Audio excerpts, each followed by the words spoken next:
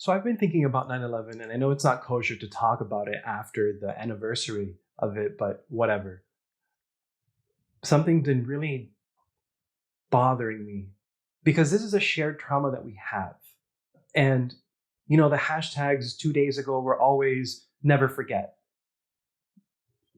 but never forget what exactly? Now, obviously, of course, yes, we need to remember the victims, the almost 3,000 people who died.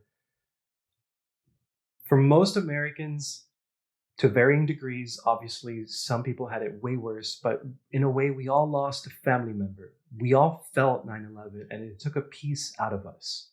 But I still don't know what it is that we need to remember because it feels to me that we've really forgotten the lessons of 9/11.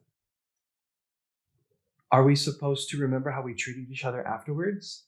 That period of 8 months where we had this sort of truce and peace, where we saw beyond the left and right paradigms and we sort of treated each other a little bit more like people. I would I would love to go back to that because what we have now is chaos compared to that.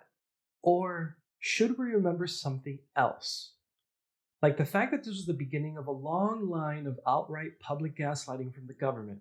Yes, we've governments have been lying to people since the beginning of time, but something about 9/11 sticks out to me. I don't know if it was the one of the biggest events that we had when during the dawn of the internet, or it was the fact that I don't know how many hundreds of thousands of people, maybe even millions of people, saw the second plane hit the tower, and that just stuck with you, and it's going to stick with you for the rest of your life. But let's be charitable to George W. Bush.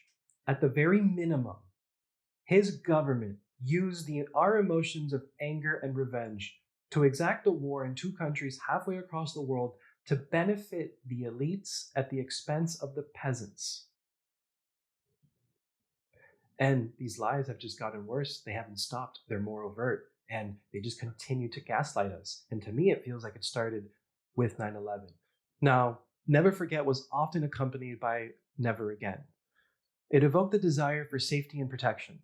We weren't worried about losing our freedoms. I mean, only in theory, because our enemy was not within. Our enemy was over there. It was them. It was those people who committed the terrorist attacks, outsiders who hated us. Now, was that the feeling that the authorities used to engage in programs of mass surveillance for American citizens? Is this why we allowed a trampling of our individual rights and freedoms? I think Never Forget is about something else. I think it's a reminder. A reminder of never let a crisis go to waste, of weaponizing anything and everything, even the emotions of hundreds of millions of your citizens, to achieve your political ways, of abandoning the peasants for the elites. How many of our first responders have suffered, are currently suffering because of financial strain, because of the sacrifice? Those were the people who ran headfirst into the building when everyone else was running away, and we can't take care of them. I mean, we spent $8 trillion in the past 20 years on multiple invasions. We can't fit a few million for those families.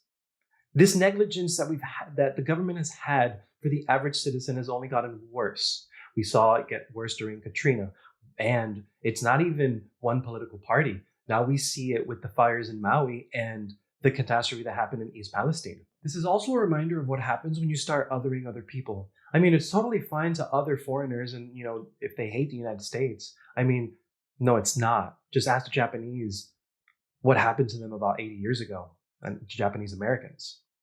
And it's kind of crazy now because 22 years after 9/11, we have two groups in the United States, Democrat and Republican, that generally are looking at each other and saying, you're the enemy now. Maybe that's what the real lesson is. Not that just creation is much more difficult than destruction, but it's also how we look at both of them. Creation takes time, and after a while, we really don't appreciate the marvel of what we built. We don't maintain our structures. We don't marvel at what was created and strive for greatness so that one day we can surpass even those lofty expectations. We instead become jealous, envious of others who have more, despite our relative wealth and comfort to the rest of the world. We don't appreciate the struggle and effort of those who came before us. We saw the destruction in 9/11, and it horrified us. We raged and vowed to never let it happen again. Fast forward 22 years, and now we think the greatest threat is the other political party.